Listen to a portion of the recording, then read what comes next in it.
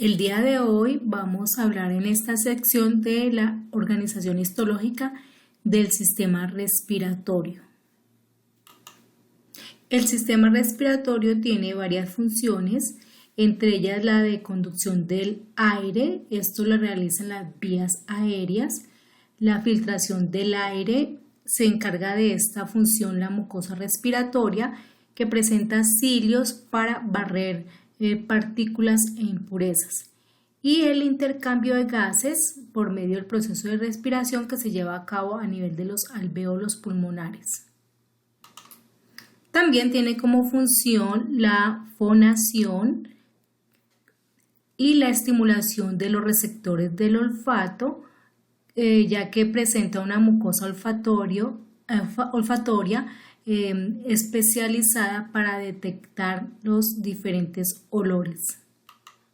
Otra de las funciones es la regulación de la respuesta inmune, ya que posee una organización de tejido linfoide para la defensa de sus mucosas.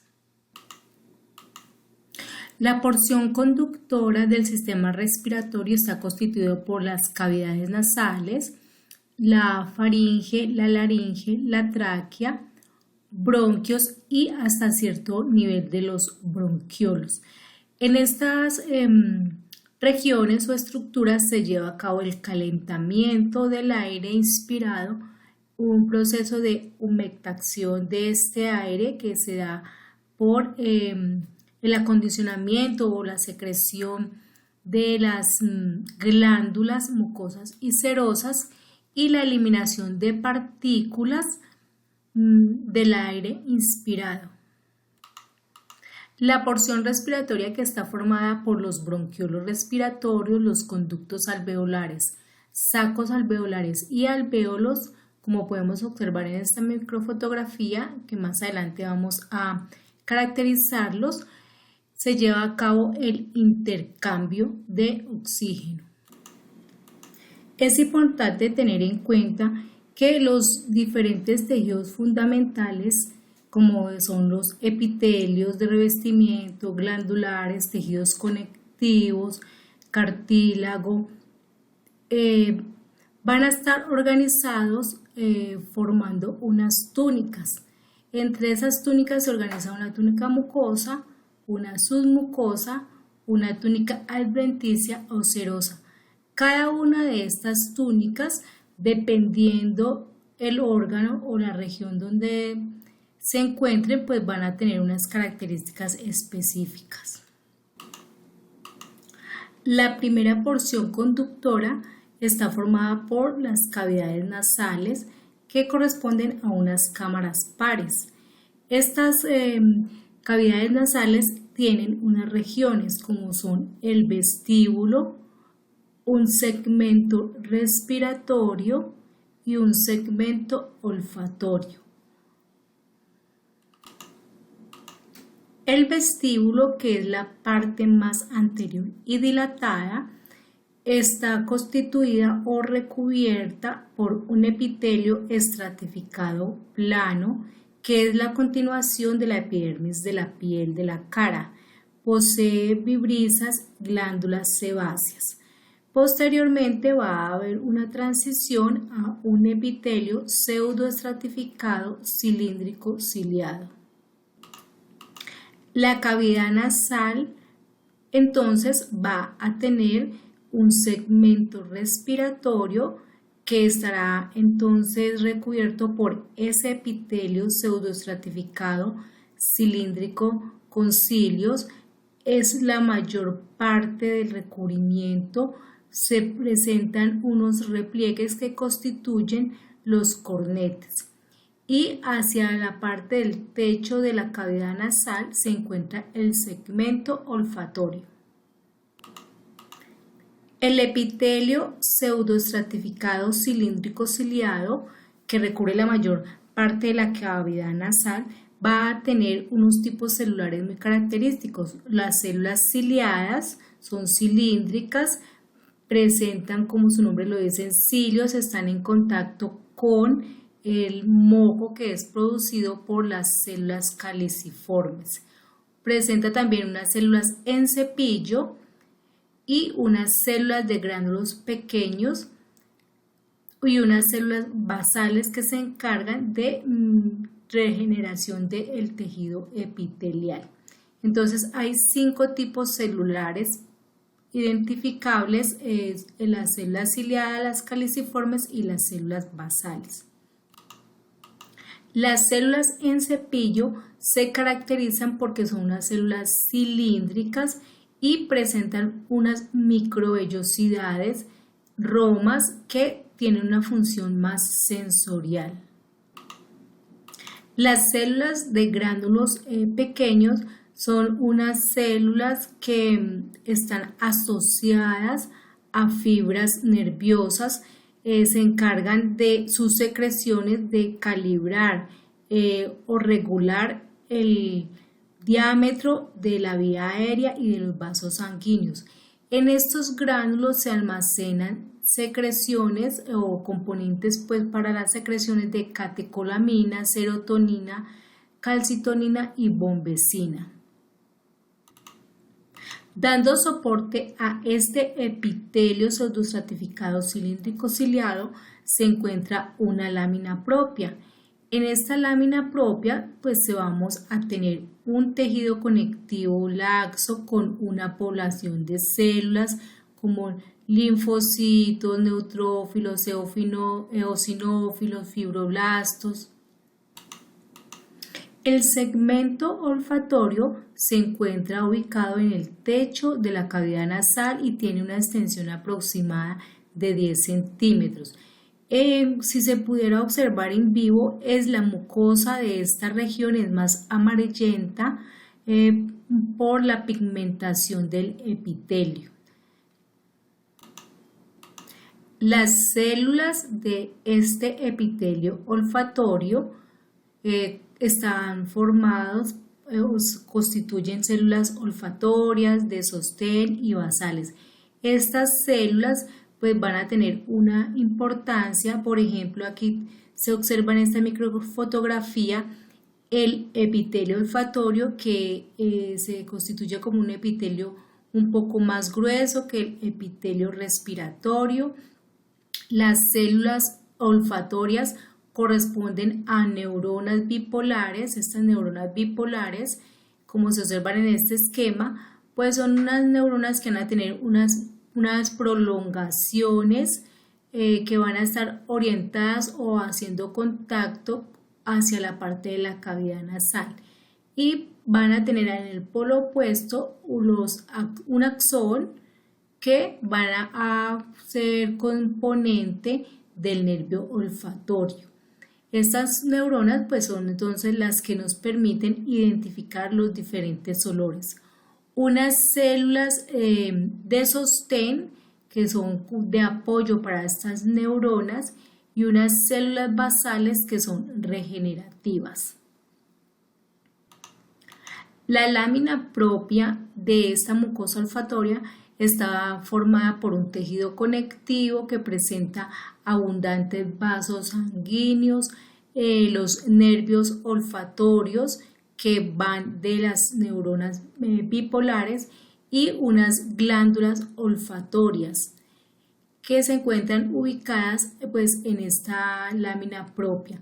Estas glándulas, que son las glándulas de Bowman, son unas glándulas muy importantes porque sus secreciones se constituyen como trampa de solventes, es decir, que su secreción va a estar limpiando constantemente esta mucosa.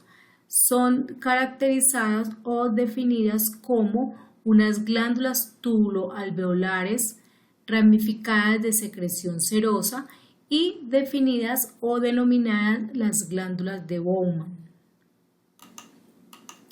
La faringe comunica las cavidades nasales y la cavidad bucal con la laringe y el esófago, permitiendo así el paso del aire y de los alimentos, y actúa como una caja de resonancia para la fonación. En la faringe se tienen 2 regiones. La región que está más expuesta al impacto por los alimentos está constituida o recubierta por un epitelio estratificado plano mucosa. Y la otra región, más hacia la parte respiratoria, está recubierta por un epitelio pseudoestratificado cilíndrico ciliado. Aquí se hace como una diferenciación regional o anatómica. Entonces en esta faringe vamos a tener una nasofaringe recubierta por el epitelio pseudoestratificado cilíndrico ciliado, la orofaringe por el epitelio estratificado plano mucoso y a nivel de la hipofaringe por el epitelio pseudoestratificado cilíndrico ciliado, el cual estos epitelios van a estar apoyados en una lámina propia que va a estar constituido por un tejido conectivo más fibroelástico. Una de las características de la faringe es que vamos a encontrar en varias regiones de esta faringe la presencia de tejido linfoide organizado en forma de amígdalas, que estudiaremos en el tejido linfoide. Las amígdalas, que van a estar ubicadas en diferentes regiones, van a constituir el anillo de Waldeyer. Luego vamos a encontrar la laringe, que es un órgano tubular hueco provisto de un armazón cartilaginoso y que tiene a su cargo la generación de los sonidos. Mide aproximadamente de 4 a 5 centímetros. La mucosa va a presentar unos pliegues que constituyen las cuerdas vocales verdaderas y las cuerdas vocales falsas. En la laringe entonces vamos a encontrar una túnica mucosa, una túnica submucosa, cartílagos y músculos vocales.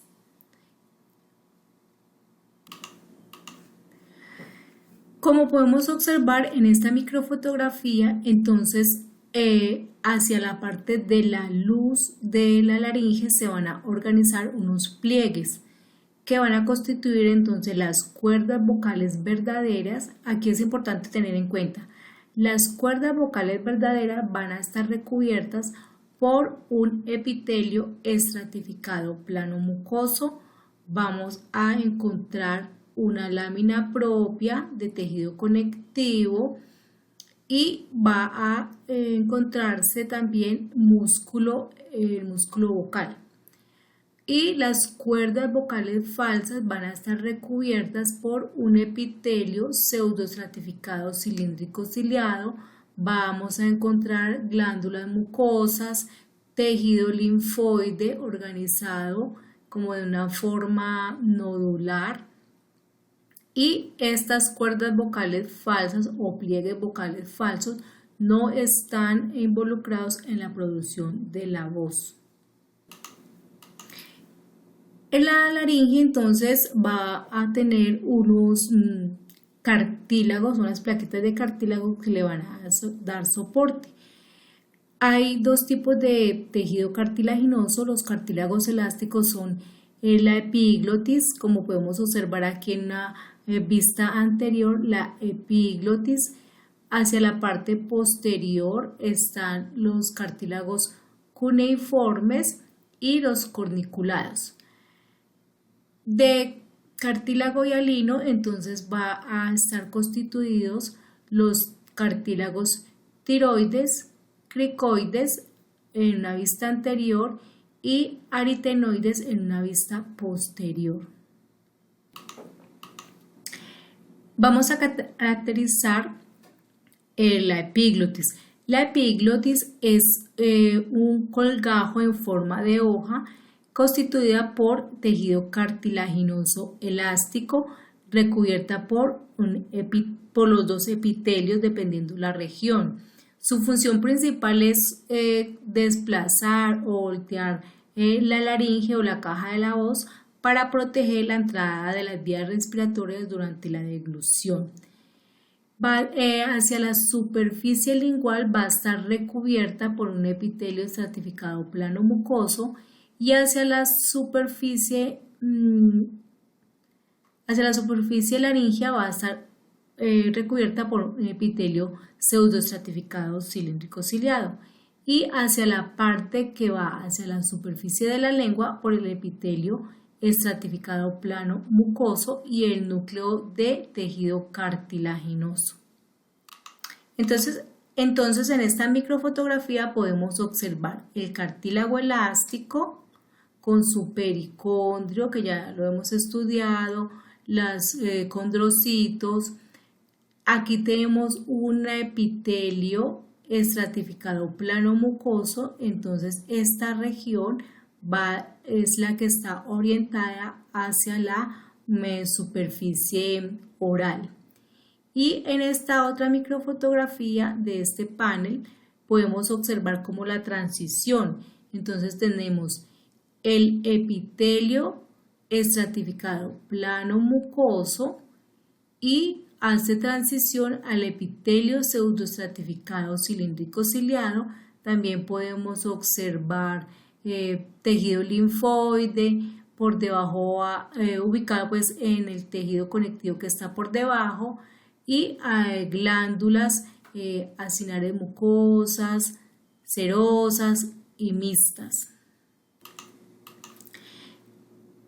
Seguido de la laringe, entonces vamos a encontrar a la tráquea. También es un órgano tubular flexible que se extiende desde esta parte pues, de la laringe y en la parte del tórax va a dividirse o bifurcarse para formar unos bronquios principales. Tiene aproximadamente 2 centímetros de diámetro, 10 centímetros de longitud y una de sus características es que posee anillos cartilaginosos, o sea, anillos de cartílago hialino que le dan soporte. Su organización histológica es por unas capas. Su pared entonces va a tener 4 componentes y se va a encargar de conducir ese aire y el acondicionamiento del aire, pues porque va a tener un epitelio de recubrimiento que es pseudoestratificado cilíndrico ciliado con células caliciformes. Es importante tener en cuenta, por ejemplo, en este esquema, que en un corte transversal es importante ubicar cómo la organización de las capas va a encontrarse haciendo un recubrimiento de la luz, una mucosa con su lámina propia. Posterior, más interno, vamos a tener una submucosa, los soportes de cartílago que es hialino, y hacia la parte anterior vamos a encontrar una túnica adventicia. Si se observa por la parte posterior, después de la parte de los componentes del anillo cartilaginoso, vamos a encontrar una capa de músculo y posteriormente estaría la adventicia.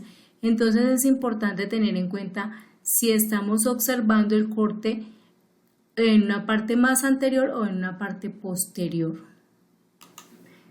Entonces en esta microfotografía podemos observar las diferentes capas. Con el punteado rojo y número 1 pues vamos a encontrar el epitelio de recubrimiento más la lámina propia que corresponde entonces a la mucosa, la submucosa en la cual vamos a encontrar pues glándulas. Ahora vamos a caracterizar más cada una de estas capas, la capa de cartílago hialino, y en la parte anterior tendríamos entonces después de este cartílago hialino tendríamos una túnica adventicia. Si estuviéramos mirando por la parte posterior de la tráquea, entonces tendríamos primero un músculo liso, después del cartílago y finalmente la túnica adventicia. Aquí en esta microfotografía entonces podemos observar los componentes de la submucosa. En esta submucosa vamos a encontrar vasos sanguíneos, vasos linfáticos, glándulas, mucosas, serosas, organización de tejido linfoide que puede estar organizado en nódulos linfáticos y tejido linfático difuso. También vamos a ver aquí estas glándulas, observen estas glándulas a un mayor aumento, mucosas, serosas, mixtas. En esta otra microfotografía entonces podemos resaltar la parte posterior. Entonces aquí tenemos el epitelio de revestimiento, la lámina propia, la submucosa, el cartílago, pues como son anillos incompletos, entonces después de la submucosa vamos a encontrar el músculo liso, el músculo traqueal, y después de este músculo liso vamos a tener la adventicia. La adventicia va a tener vasos sanguíneos, está formada por tejido conectivo, puede tener nervios. Observemos que hacia este lado pues tiende a ser un poquito más lateral. Vamos a tener el orden más, va a ser como el epitelio, el tejido conectivo, de la lámina propia, la submucosa, el cartílago, y aquí tendríamos la capa de adventicia.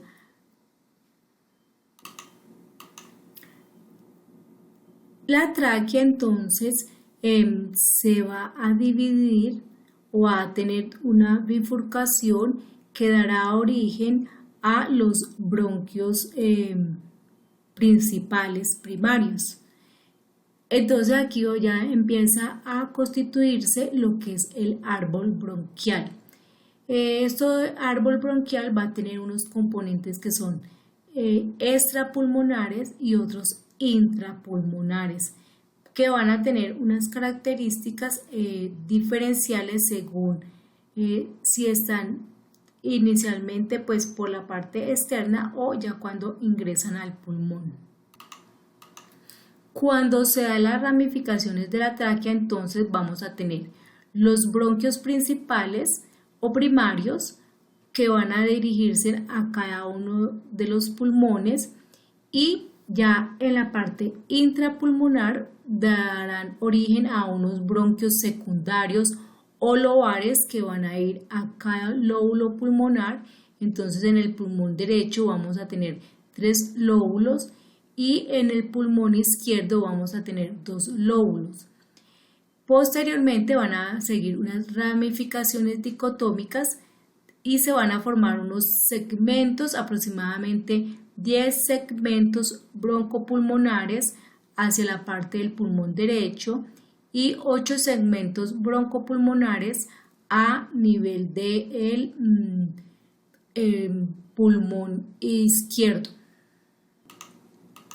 A medida que se realizan esas modificaciones o esas ramificaciones de ese árbol bronquial, entonces vamos a empezar a encontrar como unas características muy específicas. Vamos a ver que hay una disminución, por ejemplo, de la altura del epitelio, o sea, se va modificando el epitelio. Veníamos desde un epitelio pseudoestratificado cilíndrico con células caliciformes. Ese epitelio va perdiendo altura, va a pasar a un epitelio cilíndrico simple. Algunas regiones van a tener un epitelio cúbico simple, hasta que llegamos a la parte de los alvéolos, donde vamos a encontrar un epitelio plano simple. Va a disminuir la presencia de células caliciformes, que sabemos que estaban en el epitelio pseudoestratificado cilíndrico ciliados, pero en determinado momento de esa parte de los bronquios van a ir perdiéndose paulatinamente estas células caliciformes. Las glándulas también van a empezar a disminuir la presencia de estas estructuras y la disminución o la pérdida gradual del cartílago hialino. Entonces, todas estas modificaciones pues me van a permitir identificar los diferentes componentes. El músculo liso, por ejemplo, va a haber un aumento de este tejido muscular y de la fibra elástica. Bueno, eso es todo en la primera sección del estudio de la histología del sistema respiratorio. Los otros componentes los estudiaremos en la próxima sección.